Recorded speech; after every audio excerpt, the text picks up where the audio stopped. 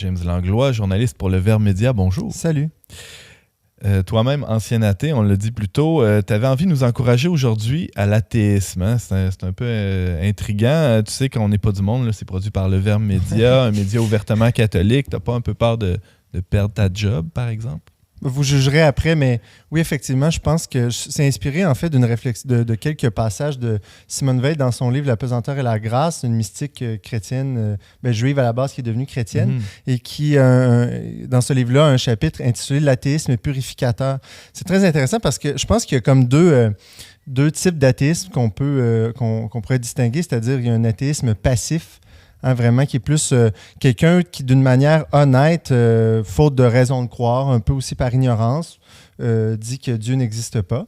Et un athéisme un peu plus actif, en fait, qui est militant, là, comme moi je l'ai été ou comme peut-être Jonathan l'a été. Est-ce que tu dirais que tous nos contemporains là, qui se déclarent agnostiques sont des athées passifs?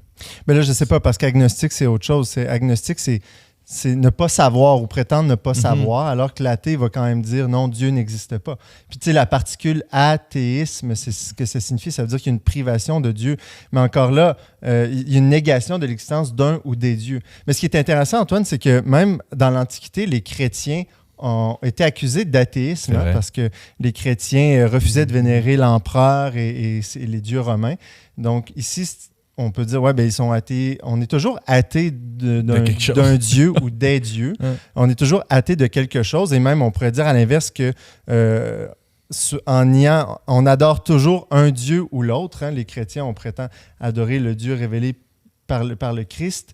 Mais quand on nie cette adoration-là, on finit par adorer un autre Dieu, que ce soit soi-même ou que ce soit le Dieu de la technologie, du sport, de l'argent, du pouvoir, etc. Fait que la vraie question, c'est pas est-ce que Dieu existe, mais en quel Dieu je crois, finalement. En quel Dieu est-ce qu'on croit? En quel Dieu est-ce qu'on sert? Puis encore là, d'emblée, souvent dans les débats athées, croyants, on oublie de passer par le chemin de la définition, c'est-à-dire qu'est-ce qu'on met devant le mot Dieu aussi? À quoi le mot Dieu réfère-t-il? C'est quoi la conception qu'on a de Dieu? Parce que tout de suite, quand on parle de Dieu avec un grand D, on pense justement au Dieu chrétien en général. On va s'imaginer justement un bonhomme avec une toge sur son nuage qui regarde tout ce que tu fais. Puis ça, les athées, les nouveaux athées, ils ridiculisaient ça en disant si c'est ça la foi, moi je veux rien savoir de ça. Puis avec raison. Donc il y a une forme de vérité là-dedans, parce que moi-même, je croyais ça quand j'étais athée. Et quand je me suis aperçu un jour que c'était pas ça en quoi croyaient les chrétiens, j'ai dit, bon, ça fait du bien de savoir ça.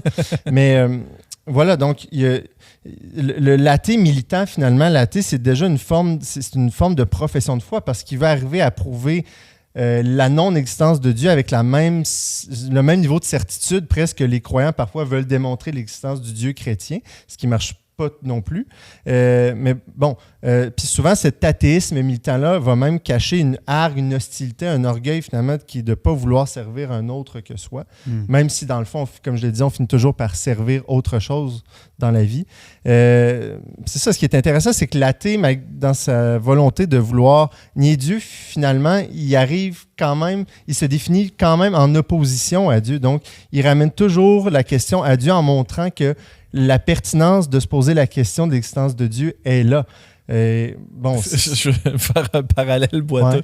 Il n'y a pas grand monde qui parle autant de viande que les véganes, c'est-à-dire... non, mais c'est exact. Non, mais en tout respect pour mes amis véganes, là, je veux dire, dans le fond, il n'y a personne qui parle autant de Dieu que les athées. Sam Harris a passé sa carrière à parler de Dieu, finalement. Ben voilà. Bien plus que toi puis moi, James. Puis, bon, ça me ramène à Simone Veil, c'est-à-dire que, comme je le disais, qu'est-ce qu'on met sous le nom de Dieu? Puis on a besoin parfois de purifier notre conception de Dieu. Et Simone Veil dit « Le faux Dieu, qui ressemble en tout au vrai, empêche à jamais d'accéder au vrai.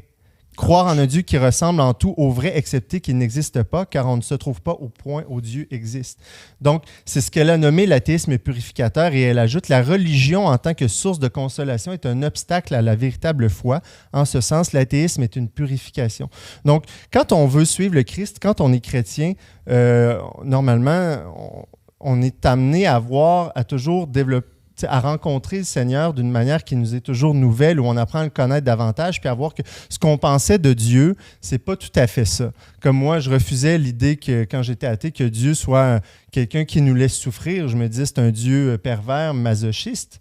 Mais quand on se laisse conduire par le Christ dans cette rencontre-là avec le visage de son Père, on se rend compte que finalement, il nous amène ailleurs. Puis si on s'arrête à l'idée, à la conception qu'on se fait de Dieu, eh bien, on peut stagner parce qu'on ne veut pas nécessairement arriver à voir autre chose que ce qu'on pense. J'ai enfin compris, j'ai enfin rentré Dieu dans ma petite boîte. Je crois en Dieu, Père Tout-Puissant, Créateur de ciel et de terre. Et tout ça, ça rentre bien dans mon schéma de pensée. Avec ce que je pense, c'est derrière ces mots-là. C'est conforme à mon existence qui est bien tout cadré. Et là, ça, c'est le meilleur moyen, dit Simone Veil, de ne jamais rencontrer Dieu et d'être finalement un athée pratique. Exactement. Puis de cette manière-là, on est toujours athée d'une certaine image de Dieu, finalement.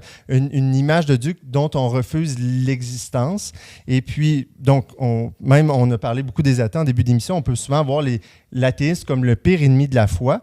Mais en fait, peut-être que le pire ennemi de la foi, c'est peut-être le chrétien, finalement, qui pense avoir tout compris, ou pire, qui a vu ou expérimenté le véritable Dieu et qui refuse de le servir.